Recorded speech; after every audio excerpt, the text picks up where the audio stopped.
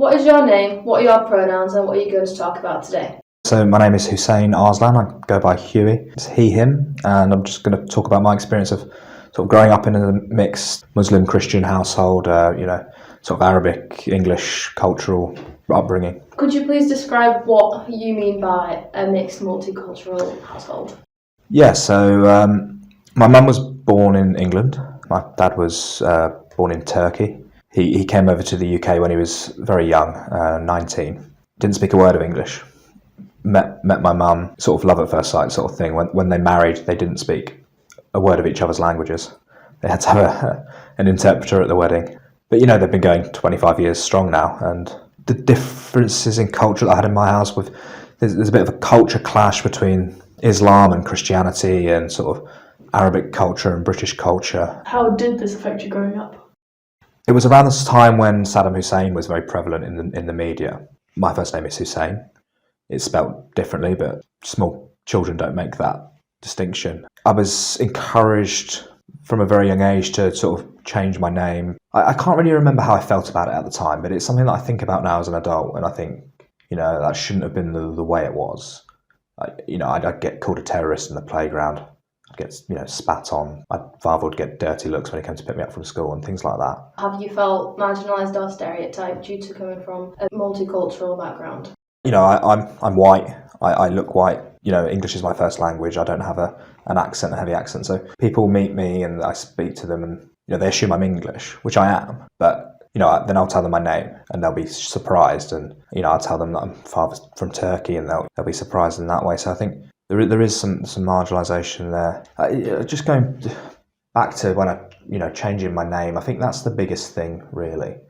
Is that I felt like I had to change my name, and it's something that I go back to quite a lot in my head now and I'm trying more and more to start using my actual name. It's sort of a little bit dehumanising that I had to do that at such a young age, and I had to think about that at such a young age. And I think definitely the media coverage at the time, and still now, around Islam and the war that was happening at the time, and then Afghan came after that, and it was I definitely felt like I wasn't necessarily the same as other people at school. That was sort of less and less as I got older and older, as I sort of grew up. First of all, I learned to not accept it and to call it out in every situation. There were a few occasions in secondary school where, being called a terrorist, being told that I should go back and work in a kebab shop or something. Yeah, so things like that, you definitely feel a bit marginalised. And cultural differences. So my dad is Muslim. My mum's Christian, but in the house we don't have pork because it's out of respect for my dad's beliefs. So we don't eat pork in the house.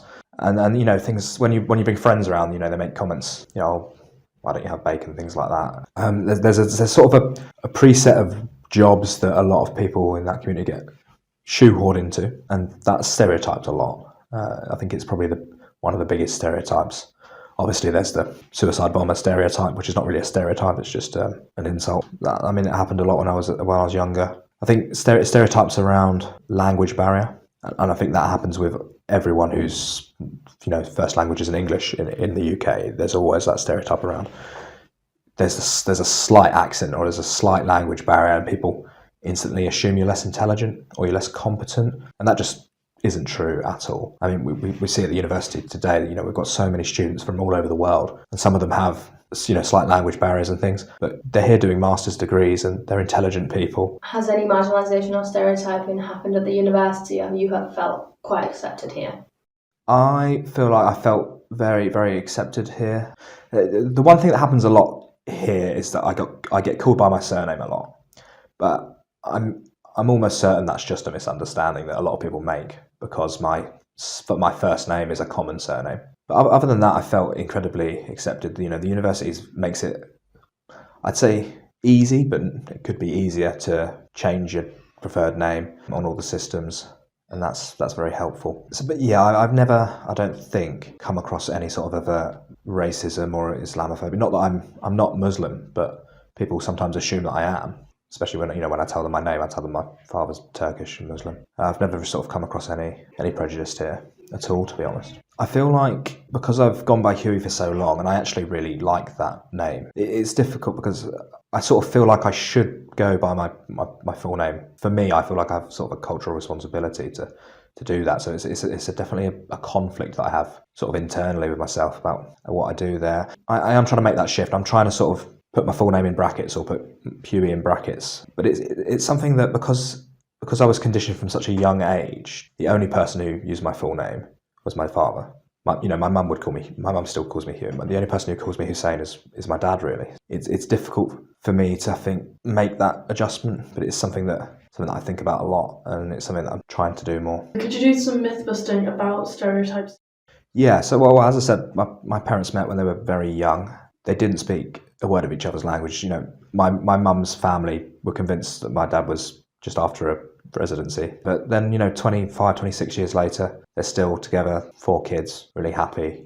My mum brought us to church growing up, and my dad was fine with that because it was sort of the choice. We had that choice of what route to go down. I mean, I ended up not being religious in the end, but we had that choice, and it was, sometimes there can be arguments, in the house around things, but it was about having a balance and about respecting things. We respected no pork in the house, not much alcohol. My dad's family are very strict Muslims, his parents, but he's not so much. He's practicing, but he fasts, but he doesn't necessarily pray 5 times a day, every day. It's definitely possible to raise kids in a multi-faith family, to have a relationship that's multi-faith, and I think it's just about respecting the other person, understanding the other person.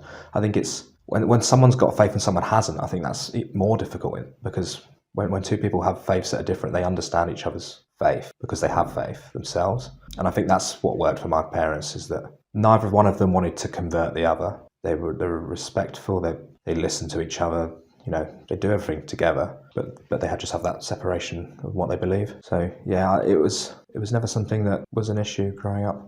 Culturally, there can be issues, and I think culturally more than religiously was a problem sometimes. That's head scars and things, but that's just a conversation you have to have, and sometimes you make compromises. How can the people around you and the university do better?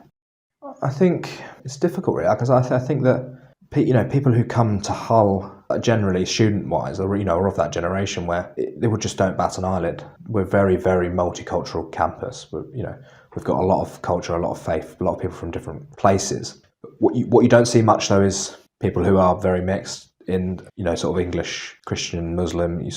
I speak to a lot of people who are from sort of Arabic, have Arabic parents from Muslim families, and they're often quite shocked about the fact that I don't speak Turkish, but I have a Muslim name. And sometimes there's stigma around that quite a lot. There's a lot of pressure, around the language, and the language being a really integral part of the culture. So that can sometimes be an issue, but it's not really a massive issue. I think from the university's perspective, as I said, we're really multicultural, really multi-faith. So I think most of the issues I've had have been really as a younger child. And as I've got older, it's not been an issue so much anymore. I would happily use my first name, my proper first name at this university. The reason I don't is, a mixture of reasons, because, I'm used to the name, I like the name. But also, it's more outside of the university that I'm concerned about in terms of job applications and things, and conscious or unconscious discrimination in that sort of space. So I think that maybe the university could do more around that with sort of local employers and things, equal opportunity employment and things like that through the careers service, maybe. How do you feel the media represents someone from a multicultural background or a multicultural family? I think definitely growing up there was a lot of animosity in the media about sort of Muslim people, especially people who have come over to the UK. And I think my dad fits squarely in that box because he came over very young. He does taxi driving and sort of kebab shop work and delivery driving. So it's sort of the typical jobs that you'd associate with a Turkish immigrant or sort of an Arabic immigrant in general. So there was a lot of that in the media growing up. I think the focus of the media has shifted a bit these days. I mean, there's so many things for them to be talking about other than this, especially since sort of, the war in Iraq and then Afghanistan started to taper off. There was less and less sort of openly Islamophobic things in the media. But it's sort of things like that in the media, they do drive certain people to say, some people have a very strong opinion that you shouldn't mix. And I think that is driven by the media a lot indirectly, and sometimes directly, depending on what you're reading. Yeah, I think it's better nowadays. I'm not saying that there's no Islamophobia in the media anymore, but it's it's not the focus. But growing up, it was definitely the focus of the media, driven by the conflicts. I think in sort of Western Hollywood, there's not a lot. Obviously, if you sort of watch things from the Middle East, sort of more Eastern Europe, there's more. But yeah, no, there's often in Western movies and TV shows people portrayed as villains, terrorists, things like that, and there's a lot of that. Obviously, that's driven by society's understanding, which is driven by recent history and the things that go on in the media. So yeah, I think could be more positive representation of sort of mixed heritage and Arabic heritage. Is there anything else you would like to say, or anything you would like anyone to know about having a multicultural background?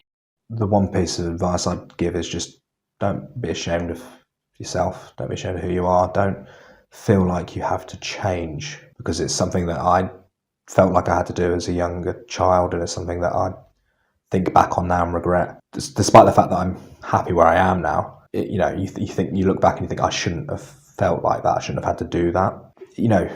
If you're listening to this, you're probably a bit older and you're probably not as influenced by other people. But if you're speaking to your younger brothers or sisters or cousins and they're in a similar situation, just support them to be who they are. Let them make the decisions, because there's nothing wrong with changing your name if that's your decision. But it should be something that you think very carefully about, and you make sure it's what you want.